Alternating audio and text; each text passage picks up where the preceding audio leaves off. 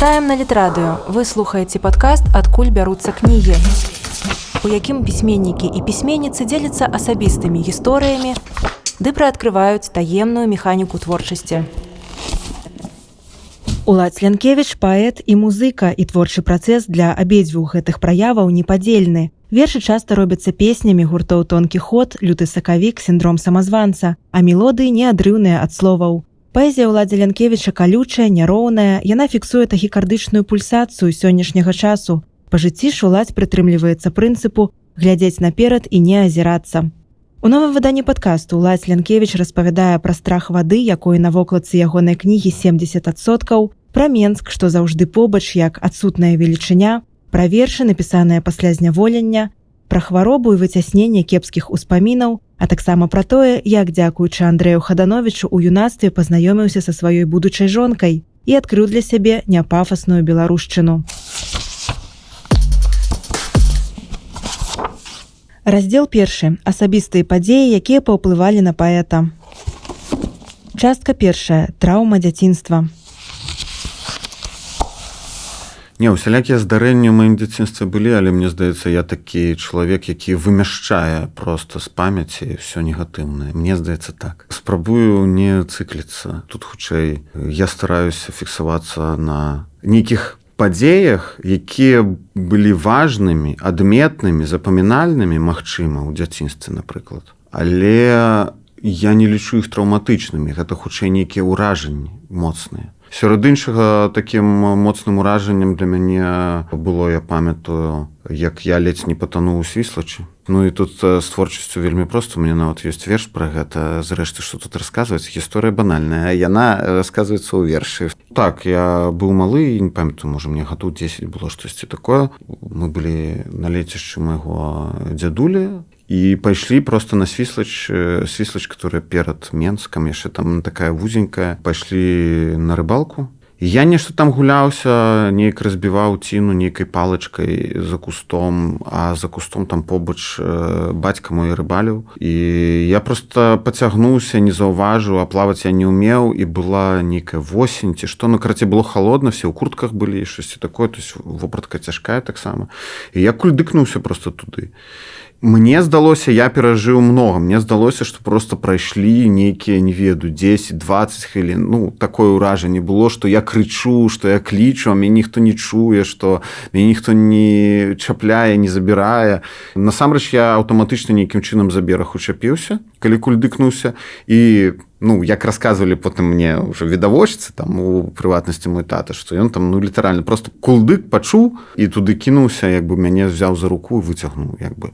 Але рэальна перажыванне было моцнае, і, ў прынцыпе, я да гэтага баяўся вады, і вось гэта такія вось ёсць нюансы. Адпаведна, пасля гэтага не тое, каб мой страх вады развеяўся, і мне заняло багата часу потым як бы нармальна так ужо заходзіць у ваду, навучыцца плаваць і ўсё такое. Ну вось, па выніку што? Я вот верш напісаў. Ён увайшоў мою першую кніжку і адзіную кніжку на сённяшні момант. Так, кніжка называецца 70% вады ці процентаў вады. Там намалявана знакам, таму кожны можа чытаць так, як яму больш падабаецца. Ну так, это такі адзін з ранніх верлібраў пра падмарожаную Свіслач. Ну вот ізноў жа, ці траўматычны гэты досвед? Ды не, гэта проста досвед. Гэта добра, што ўсё так скончылася, ну як бы я жывы, здаровы, не ведаю. Нацерлі мяне потом спіртам, занеслі там, і я нават не захварэў, хаця можна было. Але, ну, сполах нейкі быў. Карацей, пашырылася маё ўяўленне пра рэчаіснасць. Я на сваёй уласнай шкуры адчуў, што такое тануць. Ну, карысны досвед, ты ўжо ведаеш цяпер, што гэта. Частка 2. Шчаслівы ўспамін дзяцінства. Не ведаю, вот моя сястра, можа быць, са мной паспрачаецца, таму што яна умее памятаць нешта такое, можа, негатыўнае. А ў мяне ўсё дзяцінства размазваецца ў нейкую такую ружовую аблачынку часткова. Я памятаю некаторую атмасферу, як бы вайб таго часу, калі вось табе 5-6 гадоў, ты там дзесьці на лецішчы, ці вы паехалі з намётам. Ну, у мяне вот сям'я любіла ў падарожжы такія па Беларусі ездзіць там на возера, прыехаць з некалькімі намётамі, пастаяць, і ты памятаеш, лета, сонца, нейкае возера, ці рэчка, нейкія лодкі, вогнішча, і вось гэта все в такую прыемную, класную атмасферу зліваецца, і шмат успаміну звязаны таксама з маім дзедам. Важным такім персанажам у маім станаўленні, у тым ліку праз тое, што ён размаўляў па-беларуску. Бацькі мае па-расійску размаўлялі.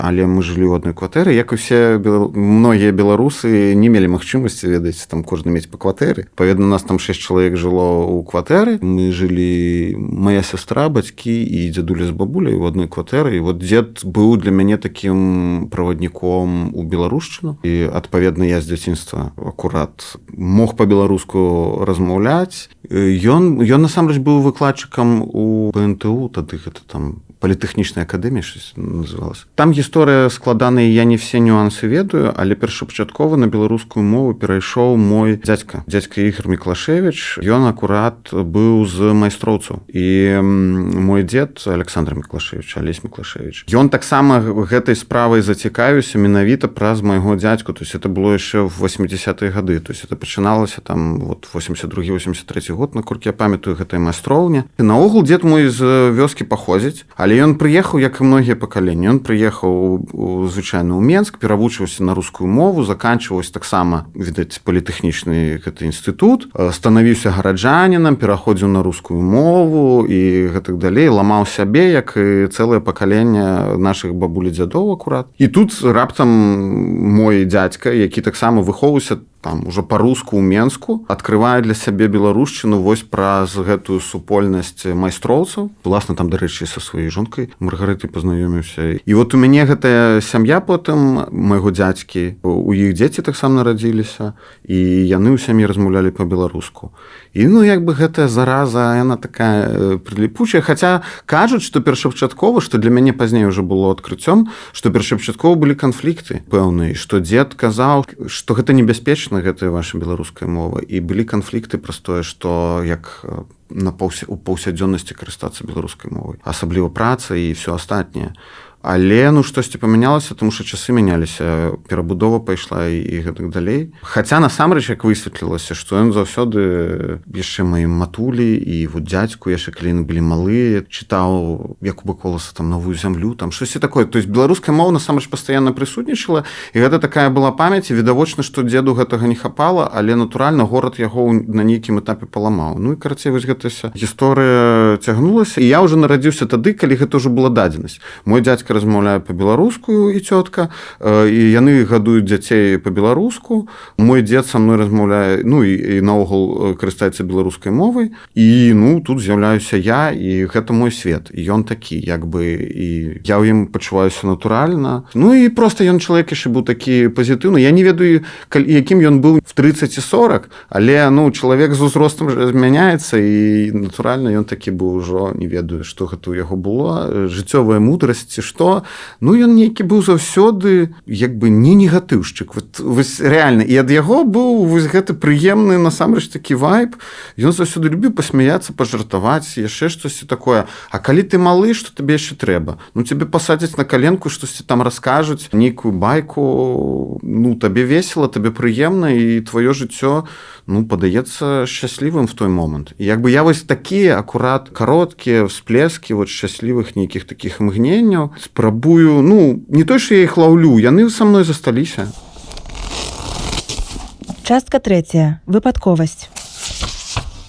Акурат ідэя пісьменніцтва, як не дзіўна, да, то есть вось гэта прысутнасць беларускай мовы ў жыцці з дзяцінства, як бы ты аўтаматычна жывеш, там у двары дзеці размаўляюць па-расейску. Хаця гэта былі 90-е, і ў клас я ўжо пайшоў беларускамоўны, але непасрэдна на перапынках таксама дзеці не размаўлялі па-беларуску. І як бы ідэя таго, што беларуская мова, такая мова для афіцыйных прамоваў, добра кладзецца на песні. Вот у нас таксама музыка там была беларуская, да, то есть кніжкі, і гэта все. То есть яна ўвесь час з літаратуры там дзесьці была зраслася. І на той момант я я хутчэй гэта ўспрымаў як пазітыўна. Это я зараз там ужо як адвучыўшыся на філолага разумею, што мова добра ўмяшчаецца ў нейкія функцыі, гэта не вельмі добра сведчыць пра тое, што не зусім усё ў парадку. Але на той момант я гэта так і ўспрымаў, і таму для мяне было натуральным, што беларуская мова яна нейкім чынам звязана з літаратурай, з нейкай такой слоўнай творчасцю. І таму у мяне ўжо была такая спрыяльная глеба для того, каб штосьці пісаць, магчыма, спрабаваць. І супала там, я паслаў на першы конкурс, які арганізоўваў пэн-цэнтр, нейкія свае ўжо вершы, калі мне нейкія больш такія свядомыя спробы штосьці пісаць былі. І мне прыйшоў нейкі адказ. Прыйшоў адказ нейкага іншага конкурсу. Я не зразумеў, што да чаго. А высветлілася, што Андрэй Хаданович, і вось гэта шчаслівая збег акалічнасцяў. Ён паглядзеў, відаць, чытаў гэты конкурсныя заяўкі на конкурс пэнаўскі, а я яшчэ такі не дацягваў. Але ён глядзіць, можа, штосьці будзе з гэта, дзеткі. І перакінуў мяне на дзіцячы конкурс школьны «Дзень зямлі», такі праводзіўся па розных жанрах, рубрыках праводзіўся, і сярод іншага там літаратурная была частка. І умоўна кажучы, калі б гэта проста не трапіла да Хадановича, і ён бы мяне не перакінуў, то імаверна, што ўсё бы так магло і заглухнуць. А ён мяне перакінуў, і як бы ў межах гэтага школьнага конкурсу я прайшоў. А там таксама былі майстар-класы, і, карацей, мяне таксама запрасілі, карацей, мы там сустрэліся з людзьмі, з якімі я дагэтуль сябрую, а адна персона нават стала маёй жонкай, з якой мы пазнаёміліся, уласна, на гэтым конкурсе. То бок, у прынцыпе, гэта такі ў нечым момант, які вызначыў мой кірунак руху ў гэтым літаратурным жыцці, калі так можна сказаць. Але і не толькі, я ўжо тады пісаў нейкія песні, і я таксама там з гітары нешта хадзіў, такі весь юны в дермантиновым плашчы з доўгімі валасамі і весь такі на пафасе. Пазнаёміўся там з кучай людзей, пачынаючы ад такога паэта Цемрыка Велета. Там же мы з Віалетай Пачковскай пазнаёміліся. Карацей, насамрэч цэлая такая кола людзей, з некаторымі з іх мы потым вучыліся ўжо на філфак. Проста мы былі прыкладна аднаго ўжо зросту, і так супала. І рэальна, напэўна, гэта выпадковасць. Не ведаю, наколькі гэта выпадковасць, магчыма, гэта наадварот тактыка і жорсткае планаванне Андрэя Хадановича, который перакінуў там мяне з аднаго конкурсу на другі, і такім чынам нешта закруцілася. Але гэта відавочна дало штуршок. І я там упершыню, калі прыйшоў, я такі, ведаеце, цнатлівы ў плане літаратуры трохі быў, у тым сэнсе, што максімальнае, што такое альтэрнатыўнае я чытаў на той момант, гэта быў там Аполінер, а з беларускай літаратуры Сыс, там штосьці такое сучаснае для мяне было. І я прыходжу, а там нам Хаданович запрасіў паказаць, што робіць Джеці. Тады яшчэ Віка Трэнас са свістком там і штосьці крычалі, Жыбуль скакаў, і пра нейкія косткі, якія раскапалі ў пясочніцы дзеці, і потым яны спявалі разам песню пад фартэпіяна, лупячы проста дзіка «Mad Crazy makes me crazy». І гэта было вялікае ўражанне, калі табе 16, безумоўна, ты весь такі пафасна вельмі ўспрымаеш беларушчыну. І не заўсёды маральна гатовы да таго, што да гэтага постмадэрнізму. І гэта была такая вось акурат таксама класнае акунанне з галавой, што па-беларуску можа быць абсалютна як захочаш, што яно можа быць любых форм, і не абавязкова гэта мусіць быць узнёслыя альбо вельмі пакутніцкія радкі пра нашу рэчаіснасць. Хаця, зрэшты, я сам па выніку зараз ужо скатываюся часам у гэта ўсё. Частка 4. Каханне. У мяне закаханасць першая моя такая, што я памятаю, ясна, там все ўжо з ранняга ўзросту у каго-нибудь закохваюцца на 2 тыдні, это зразумела. А у мяне была закаханасць старэйшай школы. Карысць ад яе была. Я напісаў верш «Я прыйду да цябе на вяселле», который потым стаў песняй.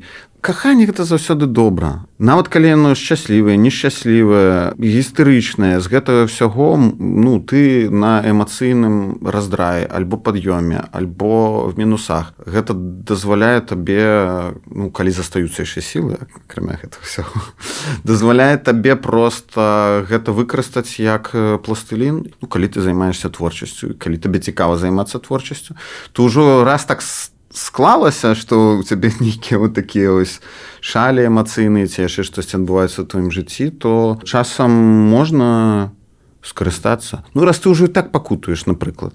альбо наадварот надзвычай шчаслівы. Ну у каго як, да? Хтосьці піша ад шчасця, хтосьці ад няшчаснасці, хтосьці ад таго, што замёр у завіс у паветры. Калі ўжо гэта з табой здарылася, то чаму б не скарыстацца гэтымі эмоцыямі? Ну пагатоў гэта і ёсць жыццё, так што ну я карацей всё грабу. Калі атрымліваецца, калі застаюцца сілы, як бы яшчэ з гэтым скарыстацца, а не поўнасцю ты паглынуты, таму што такое таксама бывае, што некаторыя рэчы паглынаюць настолькі, што ты ўжо не ведаеш, ты не можаш знайсці слову. Ну вось насамрэч падзеі там 20-го года, вайна ва ўкраіне, гэтыя рэчы у мяне забіралі словы на просто месяцы і месяцы. Часам бывае такое, што перажыванні нейкія просто робяць цябе нямым у паэтычным плане. Альбо ты зняверваешся таксама у патрэбе паэзіі тут і цяпер і просто думаеш памаўчаць лепей і ўсё такое. Але калі каханне, напрыклад, якое ўжо прайшло праз гады і яно без эмацыйных шаляў нейкае такое спакойнае, то гэта таксама можа стаць асновай творчасці, таму што вось гэты пэўны дзен, калі ты яго злавіў, як бы ты ўжо на нейкай хвалі. Хваля, можа, і невысокая, і не нізкая, і ці гэта цячэнне нейкае. Яно, можа, не занадта шпаркае, спакойная, але насамрэч вось гэта пэўная сузіральная паэзія. Яна, я думаю, што на такіх рэчах у тым ліку як бы можа будавацца на нейкіх паўтанах, на адценнях, да? Калі гаворка не пра тое, што трэба пракрычаць нешта, калі гаворка не пра тое, што трэба там парэзаць сабе рукі, а гаворка пра тое, што ты як бы спрабуеш больш тонкія рэчы нейкія заўважаць. Ну і в прынцыпе, з чым гэта звязана? Звязана з тым, што паэзія абсалютна розная. І гэта можа быць сапраўды нейкая такая вось крыклівая, можа быць нейкая халодная паэзія. Тут таксама можа быць адстароненая, вот, сузіральная. Ці ў чым плюсы любой творчасці? Всё, што з табой адбываецца, для гэтага можна знайсці правільную адпаведную форму. Так у мяне амаль все вершы пра мою жонку. Ну, у сэнсе там, пра што мне? Я ж звычайны беларускі паэт, у мяне все вершы пра што? Пра радзіму і пра каханне да жонкі. Частка 5. Хоббі. Ну, насамрэч, як бы гэта ўжо не хоббі. Я сябе апошнім часам ўсё ж такі лічу больш-менш, як это называць, прафесійным не назавеш, там, бо я з гэтага не жыву, але музыкам. І, безумоўна, маё зацікаўленне музыкай ад самага пачатку ўплывала ў тым ліку на тое, як я пішу тэксты. Былі перыяды, калі не размяжоўваў. Гэта верш, гэта тэкст песні, гэта тэкст песні, які можа стаць вершам, а песня забудзецца, бо яна не атрымалася. Ці гэта верш, які на паперы не вельмі, зробім з яго песню. То есть я ўвесь час як бы плаваў паміж музыкай і літаратурай. Мне так здаецца. Прынамсі, я так адчуваў. То есть у маёй галаве гэта такія зрошчаныя нейкія паняцці. То есть нейкая музыка, якая суседнічае з тэкстам. І як яна там перацякае, трапляе, што там, што дапаўняе, гэта бывала па-рознаму. Што, з'яўлялася у першую чаргу, часам гэта бывае тэксты, часам бывае музыка пад настрой, тады гэтай музыкі можа напісацца нейкі тэкст. Часам гэта нейкае паралельнае з'яўленне, нейкае мелодыя разам з радком можа прыйсці. Вось, і таму тут не скажаш, хобі гэта ці не хобі, але вось для мяне, я іду за класікамі, прабачце, за пафас, там, de la musique avant toute chose, там, музыка перадусім, і паэзія на то і паэзія, таму што гэта проста, гэта слоўная музыка, тут іначай не скажаш, прабачце за банальнасці. Все слухачы гэтага падкасту гэта ведаюць. Частка 6. Месца. Натуральна, гэта Менск. Можна адназначна сказаць, што все, што я так ці іначай пішу, гэта як бы Менск. Ён альбо як адсутны прысутнічае ў тэкстах, бо, напрыклад, я пішу якраз пра тое, што гэта не ў Менску. Яно там як бы ёсць, як адмоўная велічыня. Альбо гэта непасрэдна у маёй галаве, я там пішу радкі, у якіх, можа быць, не абазначана ні геаграфія, нічога, як бы я заўсёды ведаю пейзаж, які я бачу за вакном гэтых радкоў. Таму што ў мяне гэта заўсёды пэўныя вуліцы, пэўныя дрэвы, пэўныя будынкі, пэўныя мясціны і перадусім менскія. Гэта, мясціны, дзе я рос, і дзе я потым жыў пазнейшы час. Натуральна, цэнтр я люблю ва ўсіх ягоных праявах, у тым ліку вся гэта сталінская чухня. Па праспекце прашпацыраваць гэта ж мілае дело. Плошча Куба Коласа, Перамогі, гэта Камсамольскае возера, Бангалор, вось гэтыя мясціны. Таму для мяне гэта як бы такое месца важнае. І стала яно важным не таму, што я вот нейкі ідэолог Менску, там, я не Антон Рудак, там, не распрацоўшчык гэтай тэмы, і не Альгерд Бахарэвіч таксама, які стварае пэўную такую міфалогію Менску, магчыма, ці разбудовы літаратурны Менск. Просто так склалася, што гэта мой горад, я просто ім жыву, як бы, і гэта як бы такая натуральная просто рэч. І вось гэта нейкі урбанізм менскі менавіта. Ну, просто ён як урошчаны ў мяне, ці я ў яго ўрос, і таму як бы тут уже не раздзяліцца. Это ўжо такая вечная, мне здаецца, штука. Хаця хто ведае, вось я зараз так ад'ехаў трохі з Менску на польскія гоні. Што будзе далей, невядома. Вось я з таго часу, як з'ехаў, яшчэ не так і шмат пісаў чагосьці, і таму мне цяжка зразумець, наколькі адсутнасць ягоная рэальна фізічная паўплывае. Але, слухайце, я нагуляўся столькі вуліцамі Менску, што гэта можна ўспамінаць да пенсіі. Не ведаю, што будзе. Можа, я наадварот такі ўжо стану варшавякам і ўжо там, можа, па-польску зараз ўжо хутка пачну пісаць. Можа, адмоўлюся, все это кіну, махну рукой, скажу да пабачэння. Не, ну я, безумоўна, жартую, наўрад ці. Я думаю, што гэта невылечна. І калі ты ўжо сапраўды так, для цябе гэта месца было такім важным, я не думаю, што яно так проста прападзе. Таму што я ведаю, у мяне ёсць родназнаёмых, асабліва тыя, хто, напрыклад, у Менск прыехаў толькі вучыцца. Ну, для іх Менск это як бы такі ж самы як бы чарговы этап, і, напрыклад, калі яны потым пераязджалі яшчэ кудысьці, то гэта проста чарговы як бы пераезд. Натуральна, ты абвыкаешся да нейкага горада, прывыкаеш, жывеш там, не ведаю, 10 гадоў, потым з'язджаеш, але ўсё роўна гэта як бы наступны этап. А я як бы нідзе ў іншым месцы як бы па сутнасці і не жыў. Ну, натуральна, кудысьці там з'язджаў на паўгады, але гэта, ну, несур'ёзна. Вось, і зараз, магчыма, штосьці мяняецца. Ну, паглядзім. Частка 7. Смерць.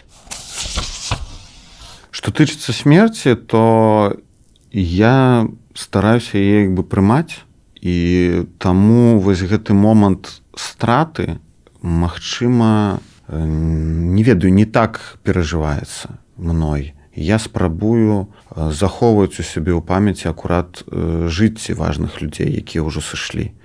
І вот менавіта ўспрымаць іх як, ну не той, што як жывых, так, але хутчэй звяртаць увагу і памятаць тое, як яны жылі, што рабілі, чаму яны для мяне былі важнымі, а не цыкліцца на факце таго, што іх не стала, і гэта нейкая яма, дзірка і штосьці такое.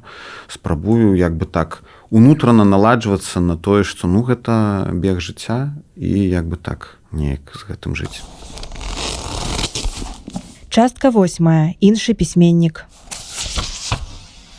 Ну, насамрэч, вось калі я быў школьнікам, натуральна, былі аўтары, якія на мяне паўплывалі. На мяне паўплываў Гійом Апалінер. І, зрэшты, у тым ліку, праз тое, што я вучыў французскую мову ў школе. У нас там, у прынцыпе, быў, як звычайна, у французскіх школах, там, франкафонных, культ, карацей, франкафоніі і ўсяго гэтага. Там трэба абавязкова слухаць Джо Дассена, там, глядзець французскія фільмы, ведаць нейкіх французскіх аўтараў. Ну, і як усе там, ва ўсіх школах, вучыць геаграфію Парыжа. І натуральна, што ну, нейкія такія французскія штукі даляталі да мяне. І вось гэта акурат паэзія пачатку 20-го стагоддзя, такая парыжская, умоўна кажучы. У асобе Гійома Апалінера да мяне так дайшла, і мне было вельмі цікава. Любіў чытаць успаміны нейкія там з таго часу, сведкаў, ну і ўвогуле так гэтым жыццём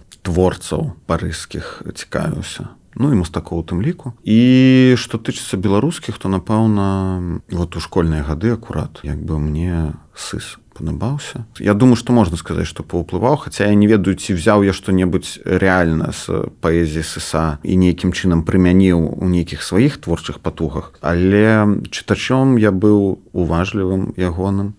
нядаўна нейкія там выходзілі анталогіі ССА, ці там выбранае нейкае. Я здзіўляўся, што туды не траплялі вершы, которые мне падабаюцца ў ССА. То бок у мяне потым сфармаваўся нейкі свой мой хатні ручны сыс, магчыма, не такі агрэсіўны, якім ён быў у жыцці, хаця не ведаю. Трагічная асоба, відаць, з ім сустракацца было цяжэй, чым чытаць ягоныя вершы. Частка 9. Вера. Сэнс у тым, што я з дзяцінства сябе лічу, колькі я там памятаю. Так склалася ў мяне ў сям'і, я праваслаўны хрысціянін. Як гэта паўплывала, мне цяжка сказаць, бо ў мяне не было перыяду літаратурнай творчасці да таго. І потым штосьці са мной здарылася, і ў мяне з'явілася новая літаратурная творчасць, можна, не ведаю, там ацаніць, я сам мог бы зразумець, што і як. То бок, нейкая база маіх перакананняў і ўяўленняў, яна такая даволі стабільная всё маё жыццё. Так ці іначай плюс-мінус, бо там хто трохі цікавіцца рэлігіяй і верай, ведае, што гэта такая плыткая сфера, ты сёння верыш, заўтра трошкі менш, тут сумнеешся, тут ужо зноў верыш, тут зноў ты умацаваўся, тут ты саслаб. Не, гэта ўжо нам трэба зваць сюды кагосьці з багасловаў, бо насамрэч гэта вывучанае пытанне. Чалавек гэта нестабільная жывёліна. Безумоўна, мы схільныя да таго, каб задаваць штораз пытанні. Любое здарэнне ў жыцці правакуе гэтыя пытанні. І натуральна, што калі мы гаворым пра рэчы, якія немагчыма памацаць, людзі не вераць проста в 3 дагматы нейкія. Безумоўна, не. І таму вера заўсёды спалучаная з пэўнымі хістаннямі. І калі ты ўсё ж такі спрабуеш неяк сумленна да гэтага падыходзіць, а не проста там, на паказ для кагосьці рабіць выгляд, што ты суперкласны вернік, і вось глядзіце, якія прыгожы. А калі ты проста сам з сабой сумленна, то натуральна, што усялякае бывае. Жыццё накладае пэўныя адбіткі, і пэўны перыяд для цябе царква можа стаць больш актуальнай. У пэўны перыяд ты можаш дзесьці ў нечым расчаравацца. Это таксама асобная гісторыя, ўзаемадачыненні з царквой як такой. Карацей, гэта все сапраўды гэта нестабільная нейкая адзінка ці велічыня, нестабільнае нейкае цела, цвёрдае, зацвярдзелае назаўсёды. Не, гэта кожнага чалавека сваё асабістае падарожжа. Сцяжынка пакручастая, як у Алісе, то ты рухаешся наперад, а магчыма, трэба рабіць крокі назад для таго, каб наблізіцца. Таму я сам з сабой у розныя этапы з рознай ступенню паспяховасці падарожнічаю па гэтых сцежках, але агулам натуральна, што нейкая база аснова, яна ёсць, і я лічу сябе хрысціянінам, колькі я памятаю. Карацей, як гэта паўплывала, я не ведаю.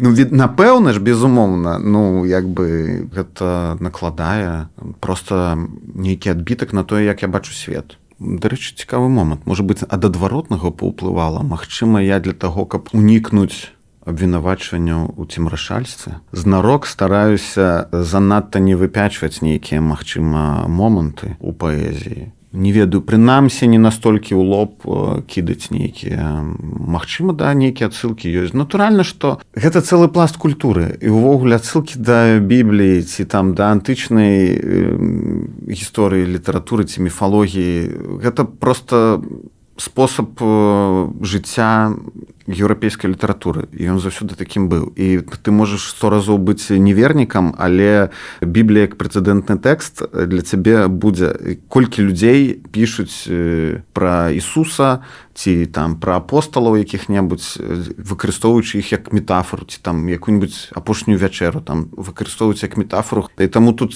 што я там дзесьці спашлюся на Іону, якой-небудзь там кіта, так все это і прачытаюць. Ніхто і не ведае, што там насамрэч было, і ці важна гэта? Не, просто ёсць там, дзядзька ў кіце там. Все ведаюць. Окей, это на гэта адсылка. То есть все на паверхні, і большы ты вернік, меншы ты вернік, ты можаш гэтымі кодамі карыстацца, ўсё ў парадку, іх можна прымяняць у літаратуры. Але, можа быць, гэта нейкае такое надзвычайнага жадання займацца казаннямі у вершах у мяне ніколі не было, таму я туды і не глядзеў. Мне здаецца, прынамсі так. Частка 10. Грошы.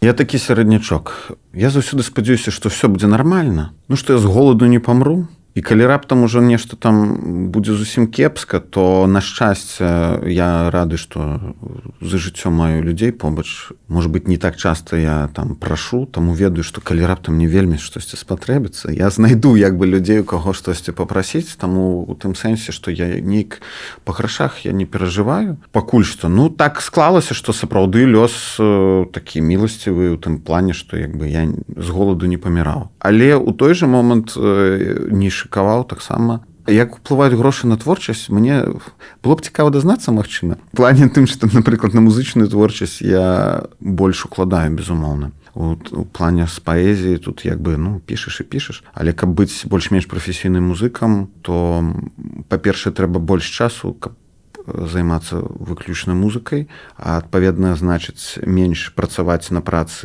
якая можа табе даць грошы, а адпаведна, вось гэта нейкі баланс знайсці, зарабіць грошы на працы, за іх жыць і яшчэ ўкладаць у сваю музыку, которая ты спадзяешся калісьці, можа быць, хаця б часткова пакрые твае выдаткі на яе. Карацей, тут занадта складаная лагістыка гэта вся з музычнай творчасцю, а з паэзіяй, натуральна, што хочацца проста трошкі сябе адчуваць чалавекам, але не больш за тое. Магчыма, я сам прыглушаю свае чаканні ад жыцця ў плане фінансаў, таму што чаго марыць пра тое, чаго не будзе.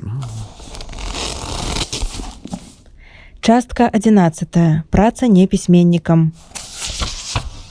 Не, у мяне хутчэй не праца, хутчэй на мяне паўплывала, я думаю, адукацыя. То бок я філфак заканчваў, і натуральна, што ў прынцыпе вось гэтае заглыбленне ў моўную стыхію, а я на філфаку больш займаўся мовай менавіта, а не літаратурай. Я і зараз, здаецца, слаба цямлю ў літаратуры. Вось як літаратуразнаўца менавіта. Я такі чытач і пісач. А вось што тычыцца непасрэдна мовы як такой і менавіта беларускай мовы. Вось гэта мяне заўсёды захапляла. Сама па сабе мова. І я думаю, што гэта таксама адлюстравалася нейкім чынам у маіх тэкстах, назовем гэта так, таму што я любіў свой час перад сном пачытаць слоўнікі. Там люблю нейкія запісы з дыялекталагічных нейкіх экспедыцый пачытаць. Мне вельмі цікава. І розныя этапы развіцця беларускай мовы, адпаведна літаратуру пачытаць і са старабеларускага перыяду, і там з 19 стагоддзя, і все гэтыя, не ведаю, нумары нашай нівы, гэтыя падшыўкі там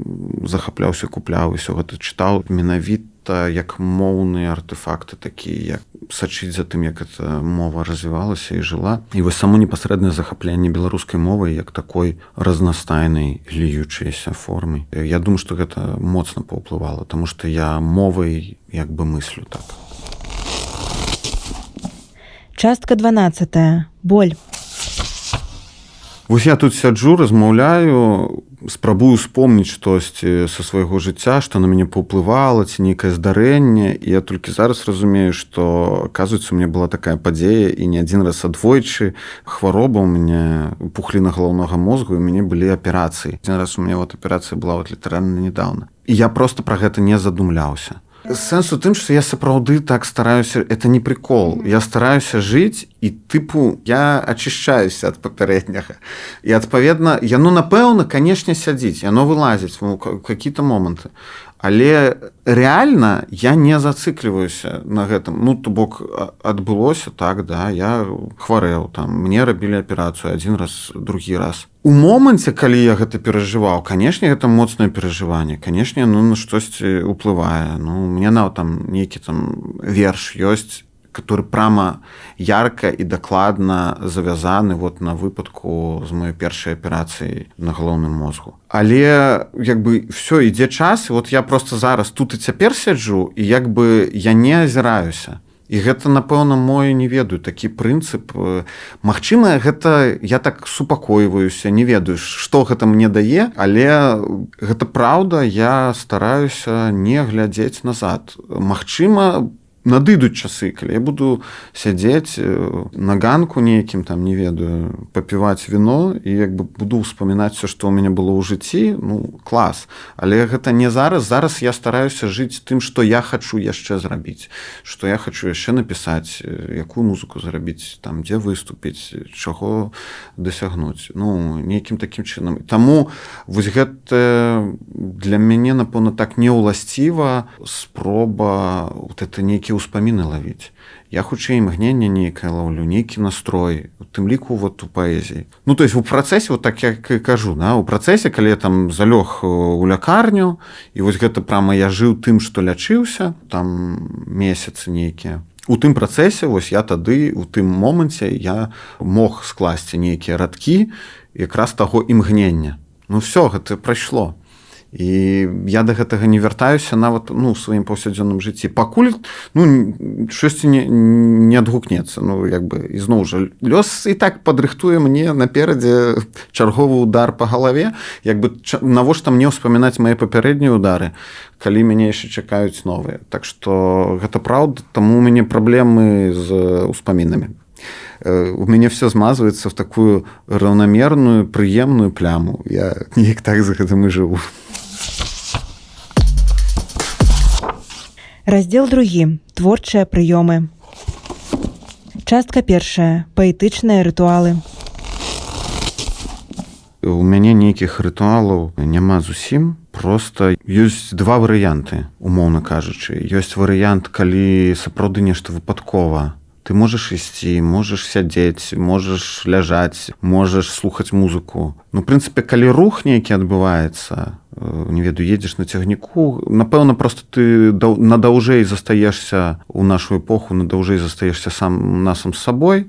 Просто вось гэтыя любыя вось такія моманты, дзе ты як бы трошачкі прыпыняешся, прынамсі галавой. Вось тады можа штосьці просто там з'явіцца, трошкі шчоўкнуць, і калі ты не палянуешся, занатуеш гэта, потым з гэтага можа штосьці вырасці. А ёсць другі спосаб, ты такі пачынаеш сам сябе раскручваць трошкі. Калі, напрыклад, я з гуртом працую над чымсьці, я ведаю, што мне патрэбныя тэксты, то тады можна, ну, больш штучным чынам канцэнтравацца. Тут таксама ніякіх рытуалаў няма, просто думай. Падыдзі да акна і паглядзі. І просто падумай.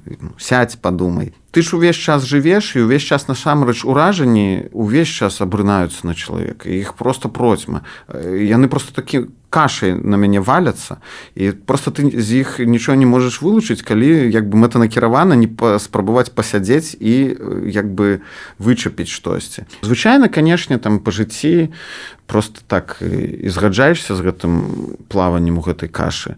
Але калі вось трэба штосьці, то ўжо прымушаеш сябе трохі сканцэнтравацца, і тады хоп-хоп-хоп, а тут ты ўспомніў, а тут як бы неяк я пераходзіў дарогу, а там праехала машына. Оп, і оп, ты намацваеш, і пайшло штосьці, і хоп, радочак нейкі, другі, трэці. Я часта запісваю таксама, ну, не сістэмна. Просто пішу нейкія вось рандомныя гэтыя радкі, якія маглі прыйсці, ці там якая-нибудь метафора адна, і кідаю. Вось штосьці запісаў, і такі, ой, фух, все, можна не думаць больш пра гэта, все, пайшоў жыць сваё звычайнае абывательскае жыццё. Але затое ведаю, што мне ёсць запісана здесь в нататнічку, і калі мне трэба будзе, я ўжо, так скажам, больш рацыянальна, просто падыду, пачну перачытваць нейкія гэтыя чарнавікі і глядзець, ці ёсць там штосьці. Часам бывае, што нічога няма, што насамрэч гэта як бы былі такія нейкія спробы, там мне штосьці там прымроілася, што там нешта цікавае ёсць, а насамрэч нічога няма. Частка 2. Калі прыходзіць натхненне. Я пагаджуся з амаль большасцю, хто кажа, што рэальнасці натхнення як бы не існуе. Ты сам сабе прыдумляеш гэтае натхненне. Просто складаюцца неяк так акалічнасці часам. Магчыма, да, ты просто не заўважыў, што прывяло да таго, што табе хочацца зараз выказацца, табе хочацца вось штосьці напісаць. Але, ў прынцыпе, так можна ўвайсці ў гэты стан. Просто сядай і пішы. На нейкім радку напішацца. Ну, калі ў цябе ёсць вось гэтая ўнутраная патрэба. Як бы калі такой патрэбы няма, то можа і не пішы. Я з тых людзей, хто не вельмі шмат піша, як маглі заўважыць, у мяне кніжка выйшла пакуль што толькі адна, уласна непасрэдна паэзій. Натуральна, што я не спыняўся, у мяне ёсць як бы нейкія падборкі, пісаў, з'яўляліся вершы, з'яўляліся тэксты для песень, для некалькіх там праектаў музычных, розных. Я пішу, як бы я не спыняўся, але я, напрыклад, сапраўды не так много пішу. Ну і не прымушаю у сябе ў нейкай ступені. Часам мне так сорамна, я думаю, ну вот, все уже там пішуць, можа быць і мне напісаць, можа быць мне паглядзець, што ў мяне ўжо ёсць, неяк адкрыў свой адзін файл, нешта паглядзеў на яго. Ну нешта там ёсць, назбіралася, але думаю, ай, хай яшчэ паляжыць, яшчэ што-небудзь падпішу. Частка 3. Ці ўласцівае паэтам асаблівае бачанне свету. Калі разважаць пра паэтаў як такіх, ці гэта сапраўды нейкая адметная каста, ці, не ведаю, тып чалавека, калі я гляджу на іншых людзей, то, магчыма, я гатовы пагадзіцца і сказаць, што так, мне чамусьці ў іншых гэта часам больш бачыцца. Вось гэтая нейкая, не ведаю, натура, тонкая, не тонкая. Но я бы сказаў, што паэты все розныя, і ёсць такія, каго можна назваць больш стэрэатыповымі паэтамі, такія з аголенай душой, і вось гэта ўсё. Але калі я зноў жа спрабую гэтую позірк кінуць на сябе, то ну нешта не зусім все зарастаецца. І сам пра сябе, ну я бы не сказаў, што я такі ўжо тут хаджу, весь такі аголены, узнёслы, і нейкі там увесь час галаву на сонца, значыцца, задзіраю у аблоках. Я не ведаю, адкуль вырастае паэзія. Гэта праўда. Я ўсё больш і больш схільны меркаваць, што все людзі здатныя на паэтычную творчасць. І зноў жа, гэта як мастацкі густ, ён выпрацоўваецца. Гэта як слых музычны, ён развіваецца. Просто калі ты і не хацеў гэтым займацца, табе гэта было нецікава. І, ў прынцыпе, ну, у цябе ёсць іншае зацікаўленне ў жыцці. Ты просто на гэта не звяртаеш увагу, гэта і не ёсць тваім скілом. Нездарма зараз як бы існуе куча школ па крэатыў-райтингу, напрыклад. Там, дзе прыходзіць, ой, любая хатняя гаспадыня можа напісаць раман. Это праўда. Я думаю, што гэта абсалютна праўда. Просто як бы ёсць людзі, якія чамусьці з дзяцінства, напрыклад, да, іх уразілі словы як такія, як яны склаліся ў радкі. Ім гэта падабалася. Можа быць, нейкія стартавыя першасныя схільнасці былі, да? Не ведаю. Можа быць, это было звязана з тым, што камусьці мама такую калыханку праспявала, і ці ён в дзяцінстве пачуў такую лічылку, а хтосьці іншую, альбо яму не праспявалі, альбо ён не пачуў, альбо яму наадварот паказалі, не ведаю, штосьці іншае, і яно яго ўразіла больш. І мне здаецца, што таму, калі кіравацца такой логікай, гэта як бы набытае. Як бы я все ж таки веру, што калі чалавека проста кінуць у лес жыць сярод ваўкоў, ну ён не стане паэтам, просто таму, што яму так наканавана. Не, як бы гэта все ж таки нейкая такая рэч, якая развіваецца у чалавеку, вырастае. І сам чалавек жа, ён же не дурань, ён уже нават з малога ўзросту ці там з падлеткавага ўзросту, ён пачынае шукаць гэтага. Але можна стаць паэтам і ў 40 гадоў, калі ты раптам разумееш, што чагосьці табе не хапае, ты хочаш чагосьці новага, ты пачынаеш шукаць. І вось твою як бы увагу прыцягнула там паэзія, кагосьці мастацтва, выяўленчы, напрыклад, да? І ты як бы пачынаеш туды плыць насустрач і глядзіш, што да цябе ўжо пачынае прыбівацца ўсё гэта, і ты пачынаеш ужо разумець, па якіх законах гэта ўсё жыве, таму што это все придумано чалавекам, і не думаю, што тысячы людзей могуць пісаць вершы, а суседняя тысяча не здольная ад прыроды. Ну, наўрад ці, просто ёй не трэба гэта, яна не хоча гэтага. А вот тое, пра што кажуць, пра тонкую натуру, пра вось гэта нейкі такі асаблівае бачанне жыцця, мне здаецца, што гэта проста ёсць такія людзі, якіх прынята называць творчыя асобы. І это не важна, паэты гэта не паэты, просто ёсць такі тып людзей, магчыма, да, з нейкай, таксама, з такімі лёсамі, якія вот іх зрабілі больш, магчыма, адкрытымі свету, можа быць, менш абароненымі і так далей. І, скажем так, можна жыць гэта як бы паэтычнае жыццё, але там не пісаць вершаў. я цалкам дапускаю, што такога насамрэч процьма. Ну, як бы нездарма там гэты фільм акурат нядаўна ўспаміналі Паттерсон пра кіроўцу тралейбуса. І як бы адкуль гэта? Ну, вось, ну, ён мог і не пісаць нічога, напрыклад. Ён мог проста гэта пражываць, гэтыя вобразы і радкі, которые да яго прыходзілі, і так чалавек можа гэта проста пражываць. І вот насамрэч жыў паэт паэтычнае жыццё, але без верша. Я насамрэч веру, што ёсць тоўстаскурыя паэты. Гэта нармальна. Ёсць какие-нибудь цынічныя. Да, зараз скажуць, ну так вот эта цынічнасць, насамрэч маска. Ну так усе людзі насамрэч траўмаваныя. Ну, то есть ты любога калупні, як бы, і таму я і кажу, што насамрэч гэтыя паэты ездзяць в тралейбусах і, магчыма, працуюць на заводах. Просто яны самі закрыліся, іх не раскалупвалі. Да, яны могуць быць без майстэрства ставіць словы ў радку.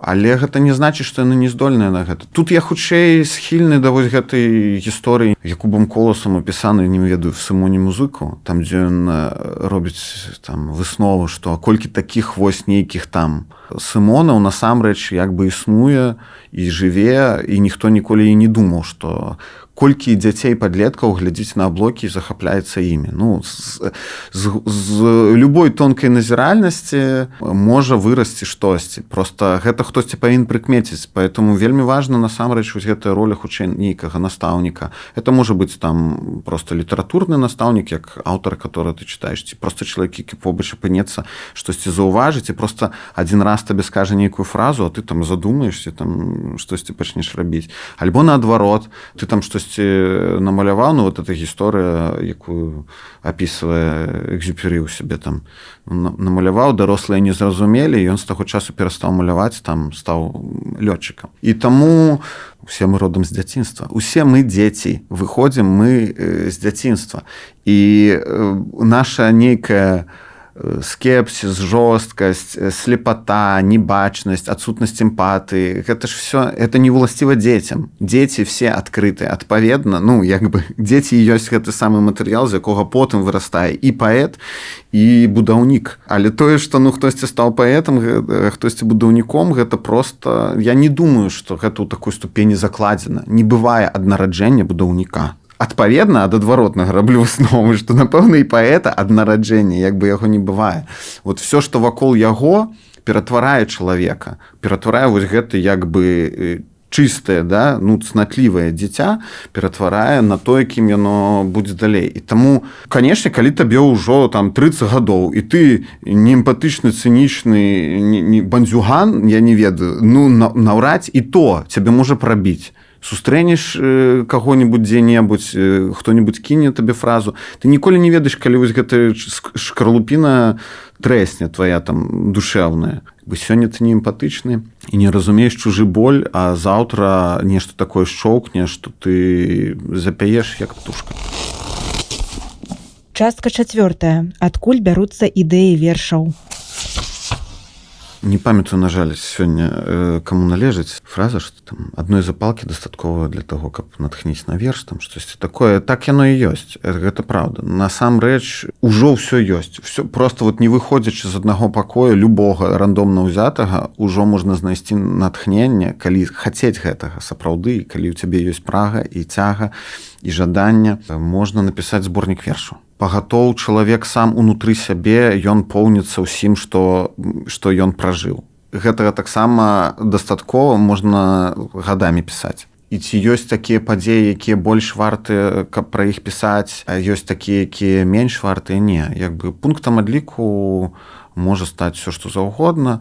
Проста хутчэй за ўсё, у маім выпадку, напрыклад. Але мне здаецца, што і ў творчасці многіх літаратараў і мастакоў пачынае з аднаго нечага, можа быць і нечакана, а ўсё роўна піша ўсё пра тое ж самае. У кожнага нешта ўнутры сядзіць, што пролазіць у любую як бы шчыліну, як толькі і запаўняе як бы вот, не ведаю, паэтычную форму. У нейкія перыяды нездарма там у мастакоў вылучаюць, там, не ведаю, як у Пікаса, там ад блакітнага нейкага перыяду, так кубістычнага ці яшчэ якога-небудзь, таму што чалавек на нейкім этапе свайго жыцця, вот ён ёсць такім, і напраўду яго непакоіць гэта, і напраўду ён думае пра гэта, ці там жыве чымсьці, і яно заўсёды будзе пралазіць.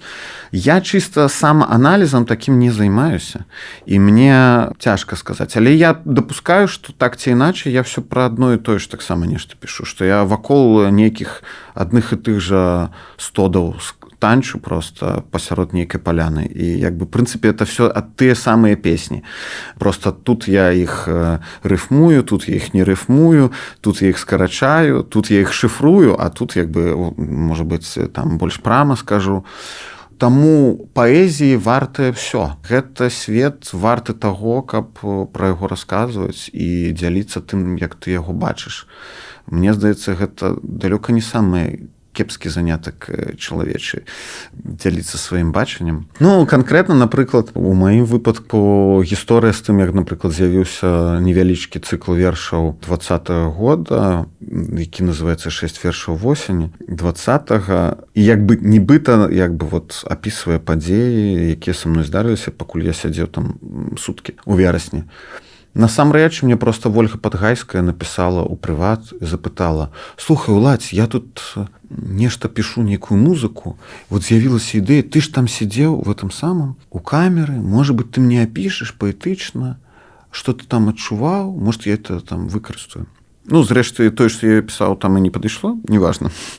Але я быў перакананы, што я не буду пра гэта пісаць. Мне не было, мне здавалася, што мне няма жадання. Это, дарэчы, все ў тую ж самую скарбонку ідзе.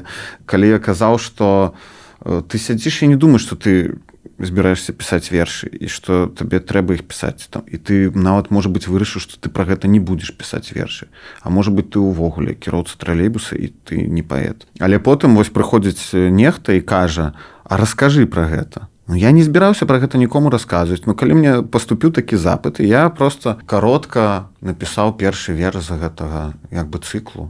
Вот апісаў там у паэтычнай форме нейкі вот фрагмент, вот нейкі здымак, які ў мяне быў в памяці просто адтуль. І потым, пасядзеўшы яшчэ, я зразумеў, што ў мяне парочку яшчэ такіх здымкаў ёсць, і неяк я просто взяў і напісаў іх. Вось зафіксаваў. Па сутнасці так, да, я кан'юнктуршчык і напісаў на заказ. Але гэта не значыць, што я не меў гэтага досведу, не пражыў яго. І это таксама часткова да гаворкі пра тое, ці як жывецца паэтычнае жыццё. Ну вот, патэнцыйна тыя самыя перажыванні, проста яны маглі быць ніколі не выражаныя ні ў якіх формах. Але заставаліся б са мной. Ну, гэта паэтычнае жыццё, не паэтычнае. Гэта жыццё вязня беларускай вязніцы.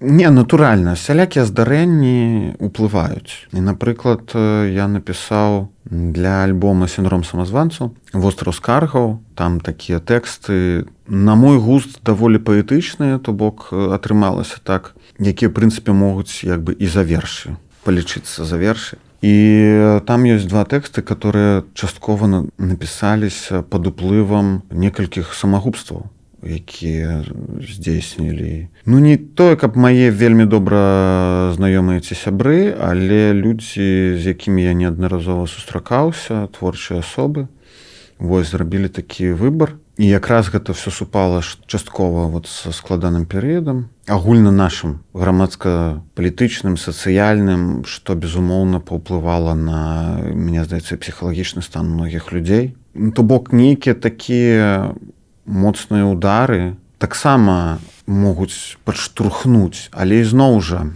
ну, па-першае, гэта не тое, каб былі мне супер там вельмі блізкія людзі. Напрыклад, это не такога ўзроўню страты, як там уже зусім асабістыя. А з другога боку, сказаць, што гэта прама нейкія творы прысвячэння, таксама не скажаш. Але я, напрыклад, выразна адчуваю, што ёсць там два тэксты, якія напісаліся менавіта праз вось гэтае здарэнне. Яно паўплывала на з'яўленне гэтых тэкстаў. І, у прынцыпе, напэўна, так любая падзея. То есть я як бы магу взять любы кожны свой тэкст, просто як бы, ну, яшчэ раз яго перачытаць і сказаць: ага, гэта я напісаў таму, што гэта.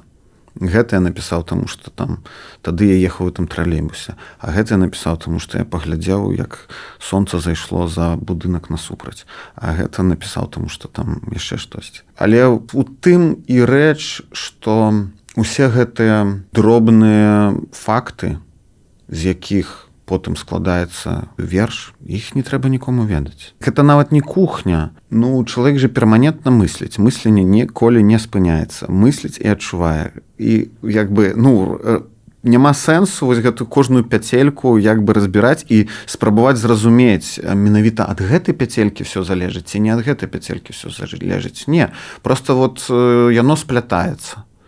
І мне здаецца, што, дарэчы, вось магчыма ў гэтым як бы не ведаю сапраўдныя такія паэты, гэта вось майстэрства проста правільна сплесці тое, што вакол цябе. Нейкую вось такую вось падзелку. Вот эту аплікацыю робіш, як вот у дзіцячым садочку трэба было. Вось. І проста бываюць вельмі ўдалыя аплікацыі, і тады мы кажам, гэта геніяльна. Частка 5. Чарнавікі. Калі я толькі пачынаў і быў пафасны ў плашчы чорным і валасаты ў свае 16-17 гадоў, то, безумоўна, на нейкім этапе я быў такі, як напісалася, все, так яно і павінна заставацца. Это злепак моманту, нават з усімі недасканаласцямі і так далее. Да, это праўда, можна, чаму не? Можна так выбудоўваць все. І такі прынцып працуе, і я таксама вот чуў нядаўна ад адной паэткі, што, напрыклад, ёсць тэксты, да якіх ёй проста не хочацца вяртацца, яна не можа іх нават перачытваць для таго, каб адрэдагаваць. Але там прапанавалі выдаць кніжку, як яно было, так і было па сутнасці выдадзена, таму што чалавеку не хочацца гэты досвед пражываць, таму што ён сапраўды там быў, напрыклад, траўматычны, востры, сапраўдны, таму гэта цяжка. Але ў маім выпадку я аматар рэдагаваць, у прынцыпе, перапісваць нешта да нейкага этапу. І чарнавікі мае это вельмі часта паасобныя радкі. Проста мне штосьці ідзеш, слухаеш нейкую песню. У мяне такі спосаб, ладно, падзялюся, так і быць, крадзіце.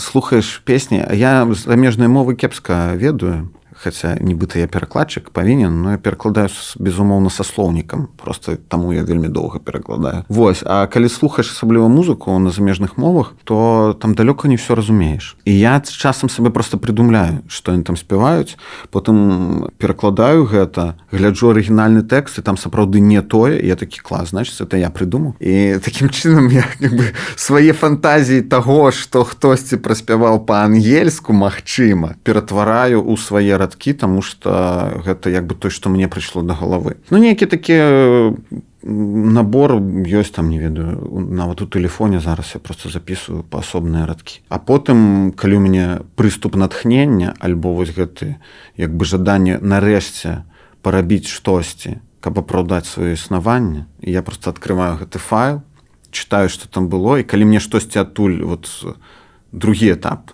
прасейкі. Мне адтуль штосьці у настрой трапіла, я хоп-хоп раблю новы файл, туды перапісваю радкі і дапаўняю іх ужо тым, што мне прыходзіць у працэсе, пакуль я іх перапісваю. Збіраецца яшчэ нейкая ўжо такая кучка, а не паасобныя радкі, ўжо больш асэнсавана штосьці выбудаванае. Потым я это пакідаю. Потым праходзіць яшчэ нейкі час, я адкрываю гэты файл, пачынаю яго чытаць, эту кучку разграбаць. І гляджу, што эта кучка можа выстраіцца ў нешта больш як бы падобнае да верша. І вось такім чынам насамрэч бывае, што там трэці, чацвёрты раз ты як бы перапісваеш брэдні свае, а яны вот як бы паціху акультурваюцца, і мне здаецца, што ператвараюцца ў нейкую літаратуру. Бо кожны раз ты прыходзіш як бы да гэтага з новым сабой, з нейкімі новымі думкамі, з новымі перажываннямі, і праз сябе чарговы раз перапісваючы вот так рукамі на клавіатуры, і з гэтага вот штосьці такое можа з'яўляцца. Частка 6. Што найперш, змест ці форма? Натуральна, любы творца вам скажа, што ў ідэале все павінна быць цудоўным. І змест, і форма, якая б там яна не была абраная. Але сапраўды ўсё ж такі форма без зместу не працуе. Яна на нейкім узроўні можа спрацаваць як лічылачка. І ў гэтым таксама можа быць свая гульня і свой прыкол, і часам вельмі удалыя і файна так скляпаць словы, каб яны, як не ведаю, як мнеманічнае штосьці гучала, хаця і пустое, гэта таксама трэба ўмець. І гэта таксама можа быць. І гэта таксама можна прымяняць. Яно можа быць нейкім, не ведаю, элементам чагосьці. Напрыклад, калі я пішу нейкія песні, ці слухаю песні іншых, то часам заўважаеш, што можа, сэнсу ты там вялікага і не ўбачыў, але вось як гэтыя словы, як такі канструктар сышліся, і як бы як такая цацка, як бразготка гучаць, гэта таксама як бы класна, гэта таксама працуе, гэта задае настрой. Магчыма, адно гучанне стварае нейкую вот гэтую музыку, а гэты змест туды ўжо як бы кожны там слухач нейкі свой закіне, і яна будзе для сябе працаваць. У той жа момант недасканаласці фармальныя часам замінаюць проста ўспрымаць магчымы і некепскі, і важны нейкі змест. То бок слабая рыфма ці проста там неўдалы набор словаў можа проста зашкодзіць. Мне здаецца, што розныя вершы па-рознаму пішуцца. В чыстым выглядзе, напрыклад, класічным, сілаботанічным, рыфмаваным вершам я не пішу. Я ўжываю рыфму, я ўжываю сугуччы, я ўжываю нейкія там алітарацыі, асанансы і ўсё гэта. Даволі часта сам радок і рытміка у мяне разберцаныя і нестабільныя, як бы розныя даўжыні, і рытміка таксама плавае, хутчэй падпарадкавана нейкаму такому майму проста, не ведаю, адчуванню. Нейкі такі флоу я спрабую часам. Вось гэтыя все упрыгажэнні ў выглядзе нейкіх асанансаў ці рыфмаў, яны вельмі часта насамрэч як бы такія, як дадатковыя. Всё ж такі хочацца ў аснову класці нейкую метафору. Я ўвогуле прыхільнік такой метафарычнай паэзіі. Быў да нядаўняга часу, дык дакладна.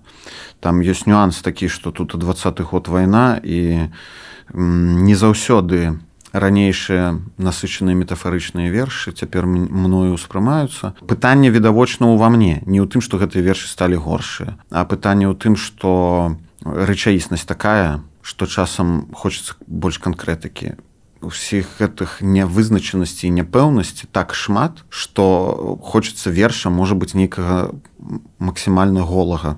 Час ад часу такое са мной здараецца, і от дакладна ў 20-м годзе было, таму часам не зледую, там нейкая паэзія Строцава, вось гэтая рэпартажная. Яна нават часам лепей чытаецца, чым сапраўды прыгожыя, дасканалыя, метафарычныя сучасныя вершы. Таму што крацей гэты лес метафор, гэта праца туды ўваходзіць. І акурат можа быць такая паэзія ўцёкамі ад нейкай аднастайнай рэчаіснасці і нейкай такой стабільнасці. Таму што яна якраз прысвечана чаму такая паэзія метафарычная, бо яна змяняе твой погляд, яна прымушае цябе на звыклыя рэчы паглядзець неяк іначай, і калі ты кожны дзень у цябе там адно і тое ж, не ведаю, там руціна зацягнула ці яшчэ штосьці, тут ты там чытаеш верш, і ён цябе ў нечым вучыць бачыць гэты свет вачамі іншага чалавека і зусім іначай. І гэта класны досвед. Так чалавек з табой дзеліцца, і ты ўспрымаеш, і вы такія ўзаемаузбагачаецеся, усе задаволены. Вось. А ў эпоху няпэўнасці вялікай для мяне, як для чытача, напрыклад, часам хочацца выразнага і чоткага, стабільнага і зразумелага выказвання. Тут можна спрачацца там, дзе заканчваецца паэзія, магчыма, в гэтых такіх вершах рэпартажнага характару. Але часам гэта трапляе. Вось такія там кароткімі, яснымі ударамі. А што тычыцца мяне самога, то я і так, мне здаецца, спрабаваў пісаць і пішу. І зноў жа залежыць ад нейкага перыяду, ад настрою, ад нейкай таго моманту, які ты пражываеш у прынцыпе. Усё падпарадковваецца адпаведна нашым унутраным зменам, і мяняецца мова, якой мы пішам вершы, і адпаведна і форма, і змест. Частка 7. Страхі ў паэзіі і як іх перамагчы. Наконт агалення, напрыклад, у паэзіі, акурат паэзія вельмі класная рэч, таму што можна пісаць метафарычна, і гэта дазваляе табе пісаць пра вельмі асабістыя і важныя рэчы так, што ніхто не здагадаецца. Але ў той жа момант ты будзеш адчуваць, што ты выказаўся. І разам з тым людзі могуць не ведаць канкрэтыкі, але дзякуючы метафары яны могуць прачуць гэта. безумоўна, ну, чытач. Натуральна, што ён гэта хутчэй будзе як бы на сябе пражываць, да? Як бы гэта будзе адлюстраванне у нечым ягонае. Але нейкі дыялог такім чынам наладжваецца. Як быццам бы ты кадзіруеш, высылаеш гэты код, і чытач твой яго разгадвае сам як бы для сябе, і камунікацыя існуе, але яна ўсё ж такі не такая наўпроства, яна як бы абароненая. І разам з тым, у той жа момант яна сумленная, таму што ты як бы праўду кадзіраваў, да? сваё сапраўднае перажыванне. І таму як бы вершы ў гэтым сэнсе, гэта наадварот такі, мне здаецца, класны спосаб дыялогу. Вось, а баюся я ў вершах і ўвогуле ў творчасці банальнасці. І вось гэта тонкая мяжа, як бы часам напроставасці хочацца, і часам яснасці хочацца ў вершы, а як бы вельмі лёгка скасціцца ў банальнасць. І тут гэты баланс цяжкі. Безумоўна, хочацца ўсё ж такі мець свой сапраўдны асабісты голас. Не хочацца быць проста эпігонам і паўтаральнікам чыихсьці чужых словаў. І вось як бы скрасці чужое, выдаць за сваё, вось гэта мне найбольш непрыемна. І вот, дарэчы, выпадак, тады раскажу з гэтай нагоды. Напісаў верш, які сам прасіўся з рэчаіснасці, якую мы пражываем. І потым праз некалькі месяцаў ці нават паўгады чытаю па сутнасці такі самы верш у Таццяны Нядбай. Ну, я выдыхнуў, таму што я ведаю, што ані Таня не магла ведаць гэтага майго верша, таму што я яго нікуды не выкладаў, і ўвогуле ён існуе толькі ў мяне ў файле, і мы рабілі толькі на рэпетыцыях, спрабавалі песню з яго рабіць. І разам з тым, разумею, выдыхнуў, што я ў яе таксама, безумоўна, нічога не ўкраў, але па сутнасці люстэркавыя вершы існуюць. Яны там адрозніваюцца, ну, літаральна. Прынцып пабудовы верша адзін і той жа, ну, і ён заснаваны з нашай рэчаіснасцю і непасрэдна з тым, што робіцца з людзьмі у Беларусі. І таму выдыхнуў, але ў той жа момант все роўна ёсць гэты момант асадачак, што як бы дзесьці у сусвеце як бы вот нарадзіліся такія вершы-блізняты па сутнасці, але ўсё ж такі гэта не злачынства. Частка 8. Ці можа паэзія прадбачыць? Я, у прынцыпе, не веру ў паэтычнае прадбачанне. Сэнс у тым, што маё стаўленне да любых як бы там твораў мастацтва, калі гэта ўдалы твор мастацтва, то ён сапраўды як бы пазачасавы. Нават калі ён з адбіткамі часу там можна выкарыстаць слова аэраплан, ну як бы неважна што, але калі гэта праўдзівая літаратура, праўдзівае мастацтва ці музыка, ёсць вось гэты нейкі адсотак пазачасавасці ў такім творы, і адпаведна не дзіва, што ён трошки становіцца як бы панад рэчаіснасцю, і адпаведна ён можа адлюстраваць нешта, не ведаю, з таго, што будзе, што было. Гэта не важна, таму што все гэтыя сітуацыі перагукаюцца. І мы там здзіўляемся, мы можам 100 гадовай даўніны верш прачытаць і такі, як пра сённяшні дзень. Ну, безумоўна, таму што, як бы, па-першае, мы людзі так ці іначай ходзім па коле. Ну, тут хто ўжо як скажа, ці гэта спіраль, і мы ўсё-такі некуды рухаемся, а хтосьці скажам, што мы так і ходзім па коле, нікуды не рухаемся, неважна. Але, ну, натуральна, што тут, скажам, мы пражываем і сузіраем, і бачым, і назіраем прыкладна адно і тое ж. Таму што, ну, па сутнасці, гэта ўсё нейкія суседнія, насамрэч, часткі адной спіралі. Частка 9. Як знайсці свой голас? Вось я думаю, што гэта акурат як бы задача такая вялікая і выклік перад творцамі і перад паэтамі ў тым ліку. І гэта хутчэй тычыцца вось гэтага моманту, пра які казаў, што трэба гэта развіваць, гэты скіл, гэты навык. І ён развіваецца па сутнасці пісаннем. Пісаннем і гаварэннем, не ведаю, сам сабе. Як бы чым больш ты гэта будзеш практыкаваць, тым больш чужое, што ты начытаў, ці што табе спадабалася, і ты аўтаматычна цягнеш, як бы вот это, як дзіцё ўсё ў рот цягне. Вось гэта все будзе сыходзіць і заставацца толькі тваё. І для гэтага таксама вось гэтыя староннія назіральнікі, якія табе таксама могуць падказаць штосьці. Таму што таксама з боку часам лепей бачныя пазычанні. У маім выпадку сувязь непасрэдная з голасам маім як чалавека і паэтычным голасам, яна таксама ёсць, яна відавочная. Безумоўна, все мае вершы, я іх ведаю, як яны прамаўляюцца. Яны гукавыя. Нават калі я сам сабе моўчкі гэта раблю, то вельмі ведаю дакладна сваю інтанацыю, з якой я гэта гавару, кожны радок, дзе націск, дзе якая паўза. І вельмі часта насамрэч я пішу мармычучы,